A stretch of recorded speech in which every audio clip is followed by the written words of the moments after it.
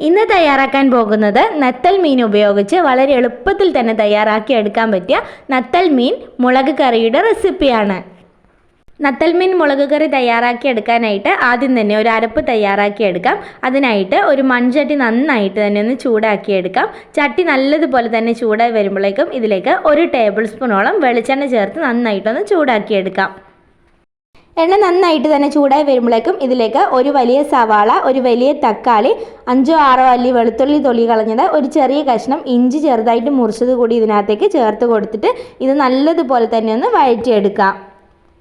ഉള്ളിയും തക്കാളിയൊക്കെ നന്നായിട്ട് വഴറ്റിയെടുത്തതിന് ശേഷം ഒന്ന് അരച്ചെടുക്കണം. അതിൻ്റെ പേരിൽ ഞാനിപ്പോൾ ഉള്ളിയും തക്കാളിയൊക്കെ വലിയ വലിയ കഷ്ണങ്ങളാക്കി തന്നെയാണ് മുറിച്ചെടുത്തിരിക്കുന്നത്. സവാളയ്ക്ക് പകരം ചെറിയുള്ളി ചേർത്ത് കൊടുത്താലും മതിയാകും. ചെറിയുള്ളി ചേർക്കുമ്പോൾ കുറച്ചുകൂടി ടേസ്റ്റ് കൂടുതലാണ്. എൻ്റെ കയ്യിലിപ്പോൾ ചെറിയുള്ളി ഇല്ലാത്തതിൻ്റെ പേരിലാണ് ഞാനിപ്പോൾ സവാള എടുത്തിരിക്കുന്നത്. ഇപ്പോൾ ഉള്ളിയും തക്കാളിയൊക്കെ വഴറ്റാൻ തുടങ്ങിയിട്ട് ഏകദേശം ഒരു 3-4 മിനിറ്റ് ആയിട്ടുണ്ട്. ഇപ്പം നല്ലതുപോലെ തന്നെ ഉള്ളിയും തക്കാളിയൊക്കെ നന്നായിട്ട് വഴന്ന് വന്നിട്ടുണ്ട്. ഇനി ഇതിനകത്തേക്ക് 1 ടീസ്പൂണോളം വലിയ ജീരകം ചേർത്ത് കൊടുക്കാം. വലിയ ജീരകം ചേർത്ത് കൊടുത്തു കഴിഞ്ഞിട്ട് വീണ്ടും നന്നായിട്ട് തന്നെ ഇതിനെ ഒന്ന് ഇളക്കി യോജിപ്പിച്ചെടുക്കാം. ഇനി കറിക്ക് ആവശ്യമായ മസാലപ്പൊടികൾ കൂടി ഇതിനകത്തേക്ക് ചേർത്ത് കൊടുക്കാം. ഒരു 1/2 ടീസ്പൂണോളം മഞ്ഞൾപ്പൊടി ചേർത്ത് കൊടുക്കാം.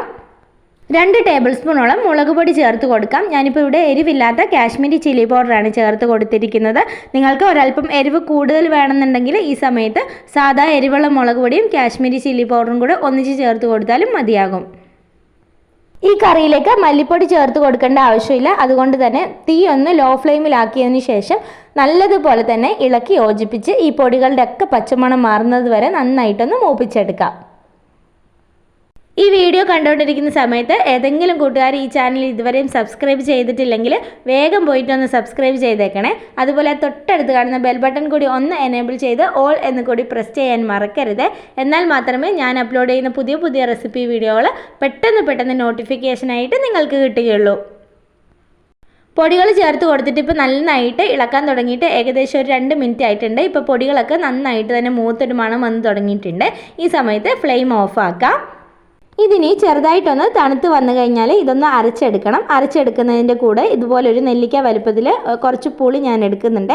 ഇതും കൂടെ ചേർത്തിട്ട് നന്നായിട്ട് ഇതിനെ ഒന്ന് അരച്ചെടുത്ത് മാറ്റി വെക്കാം. ഇനി അതേ ചട്ടി തന്നെ വീണ്ടും ഒന്നുകൂടി ഒന്ന് ചൂടാക്കിയെടുക്കാം. ചട്ടി നന്നായിട്ട് തന്നെ ചൂടായി വരുമ്പോഴേക്കും ഇതിലേക്ക് വീണ്ടും 1 ടേബിൾ സ്പൂണോളം വെളിച്ചെണ്ണ കൂടി ചേർത്ത് കൊടുക്കാം. എണ്ണ നന്നായിട്ട് തന്നെ ചൂടായി തുടങ്ങുമ്പോഴേക്കും ഇതിലേക്ക് 1/2 ടീസ്പൂണോളം ഉലുവ ചേർത്ത് കൊടുത്തിട്ട് നന്നായിട്ട് തന്നെ ഒന്ന് പൊട്ടിച്ചെടുക്കാം. ഉലുവ നല്ലതുപോലെ തന്നെ പൊട്ടി തുടങ്ങുമ്പോഴേക്കും ഇതിലേക്ക് 1-2 തണ്ട് കറിവേപ്പില കൂടി ചേർത്തിട്ട് നന്നായിട്ടൊന്ന് മൂപ്പിച്ചെടുക്കാം.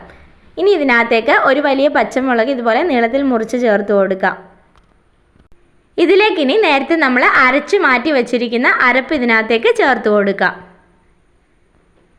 ഇത് അരച്ചെടുക്കുമ്പോൾ ഞാനിവിടെ ഒട്ടും തന്നെ വെള്ളം ചേർത്ത് കൊടുക്കാതെയാണ് ഇത് അരച്ചെടുത്തിരിക്കുന്നത്. അരപ്പ് മുഴുവനും എണ്ണയിലേക്ക് ചേർത്ത് കൊടുത്തു കഴിഞ്ഞാൽ 1 മിനിറ്റ് വീണ്ടും ഇത് നന്നായിട്ട് തന്നെ ഈ അരപ്പിനെ ഒന്ന് വഴറ്റിയെടുക്കാം.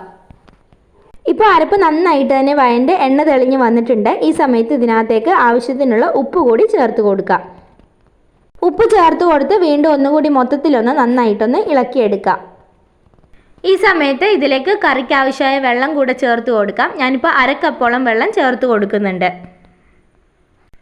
വെള്ളം ചേർത്ത് കൊടുത്തു കഴിഞ്ഞാൽ അരപ്പും വെള്ളവും നല്ലതുപോലെ തന്നെ ഇളക്കി യോജിപ്പിച്ച് നന്നായിട്ട് തന്നെ ഇതിനെ ഒന്ന് തിളപ്പിച്ചെടുക്കാം. കറി ഇപ്പോൾ ഇവിടെ നന്നായിട്ട് തന്നെ തിളച്ച് വരുന്നുണ്ട്. നല്ലതുപോലെ തന്നെ തിളച്ച് എണ്ണ തെളിഞ്ഞ് വരാൻ തുടങ്ങുമ്പോഴേക്കും ഇതിനകത്തേക്ക് മീൻ ചേർത്ത് കൊടുക്കാം.